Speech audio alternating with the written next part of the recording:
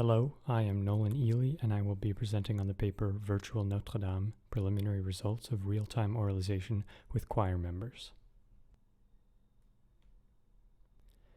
Before I get into details of this specific study, I'd like to provide context of two larger projects of which it is a part.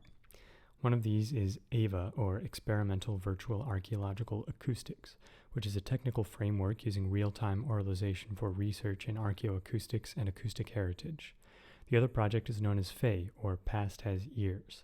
It is an ongoing consortium investigating archaeoacoustic questions in heritage sites in France, Italy, and the UK, of which the French component is the Cathedral of Notre-Dame, sometimes also referred to as FEND.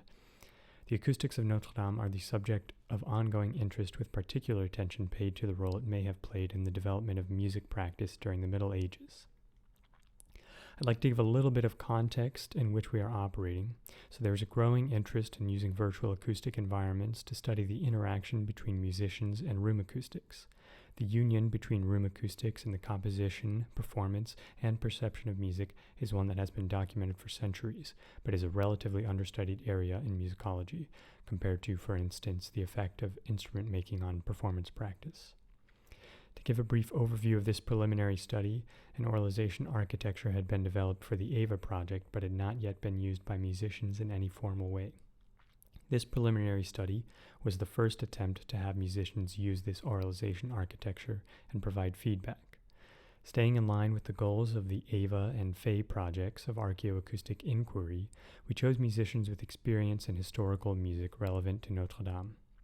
The goals of this preliminary study were to assess the perceptual validity of this auralization architecture and to identify potential areas of improvement within the workflow that could pave the way for larger scale studies. And here's a brief description of what will follow in the presentation. First, I will give a description of the real-time auralization architecture and process. Then I will describe the experiment methodology in more detail, and finally I will discuss the results and their implications for future work. Here is the real-time auralization system architecture in more detail. We derive the impulse responses as third-order ambisonics from a geometrical acoustic model made with Katz acoustic. Using a third-order ambisonic radiation pattern of a voice from a radiation pattern database, along with dynamic head tracking, we can apply real-time dynamic directivity to the auralization.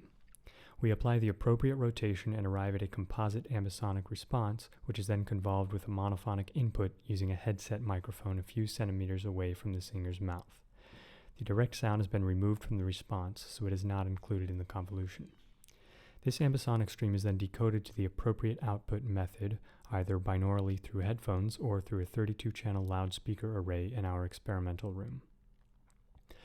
The geometrical acoustic model that was used as a basis for the auralization in this study had been previously created using Katz acoustic. It was calibrated to measurements taken in 2015.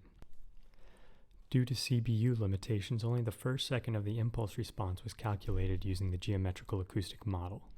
The reverb tail was approximated using an FDN reverb that takes higher order ambisonics as input. The location of the source receiver pair was approximately at the red dot in the figure on the right, in the choir section of the cathedral. Choosing the overall level of the playback system is not a trivial matter, as any artificial amplification or attenuation of the room response must be avoided. We used a slightly modified version of the procedure previously described. We used the late support parameter as a measure of the ratio between the direct sound and the reverberant sound, and compare this parameter as extracted from the GA model, with the same parameter calculated through the virtual acoustic environment in order to arrive at a difference in dB, which is then applied to the output of the system. So we had 4 participants in this study who are all members of a medieval ensemble with a particular focus on the musical compositions of the Notre-Dame School of Polyphony in the 12th and 13th centuries, specializing in historically informed performance. They participated individually and sang excerpts of historically appropriate repertoire. Furthermore, they all had experience singing in the Cathedral of Notre-Dame. So we had 4 participants in the study. They each took turns singing in the virtual acoustic environment, and when they were not singing, they participated as listeners in a separate room. This listener perspective was convolved with a separate receiver position in the geometrical acoustic model, roughly 1 meter away from the singer, approximately as they would be situated in an ensemble concert. This was of interest because future studies are planned which will oralize this ensemble performing together, for which these listener positions will be necessary. Before starting the experiment in the virtual acoustic environment, we gave the participants some time to warm up and familiarize themselves with the sound. We then asked if they wanted the overall level adjusted, and we set the gain according to their preference. In addition to singing their prepared repertoire through loudspeakers and headphones, we also asked them about the dynamic directivity and gave them freedom to try it out by moving quickly while vocalizing fricatives or other impulsive sounds independent of a musical context. Following the experience, they each filled out a questionnaire asking about several acoustic parameters from both a singer perspective and a listener perspective. So here are the results from the questionnaires administered to the singers. The individual responses are recorded as gray dots, while the mean is indicated with a red line. The first 4 parameters, reverb time, reverb color, envelopment, and room size impression, were conveyed to the participants in terms of comparison to Notre-Dame as they remembered it. So a rating in the middle would mean that the virtual acoustic environment was rated as being similar to Notre-Dame in that category, while naturalness and overall acoustic impression were administered as a 5-point Likert scale. Overall, it appears that the virtual acoustic environment was generally rated as being similar to Notre-Dame in these categories, and that the ratings of the virtual acoustic environment in terms of naturalness and overall acoustic impression were rated from average to good. And from the listener point of view, the ratings were pretty similar to the responses from the singers. Again, the virtual acoustic environment was rated as fairly similar to Notre-Dame overall. However, the overall acoustic impression was rated a bit lower compared to the perspective of the singers. It must be noted, however, that these responses were based on acoustic memories that were at least 2 years old and that the sample size was only 4. So not too much weight should be put on these results. However, we can at least take some comfort that the oralization is not very far off. And here are some additional results of some of the issues that we asked the participants about. It appears that the level calibration procedure is somewhat reliable for at least getting to a good starting point.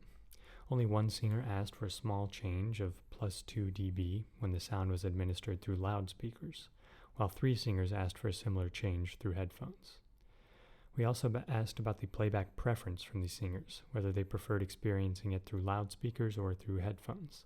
It seems there was a slight preference for loudspeaker playback, with 2 singers firmly in favor of loudspeaker playback and only 1 singer in favor of headphone playback, while the last singer was somewhat ambivalent with a slight preference for loudspeakers. Regarding the dynamic directivity, which is a novel component of this oralization architecture, 3 out of 4 singers claimed that they did not notice it, even when doing some extreme movements and vocalizing impulsive sounds, while 1 singer claimed to notice it while moving and said that it helped with a sense of immersion. And lastly, there was an issue with the coloration, where all of the singers complained of an unnatural and metallic coloration in the high frequencies. This was an issue which we did not ask about directly, but which all the participants mentioned.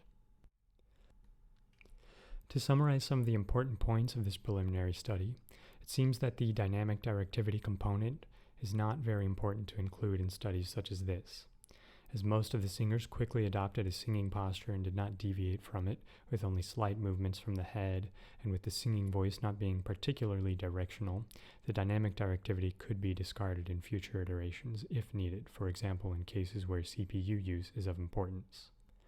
One should note, however, that if one is using this system with a more directional instrument, such as a trumpet, or a performer who incorporates movement into their performance, dynamic directivity may still play an important role. Additionally, the level calibration procedure seems to work fairly well.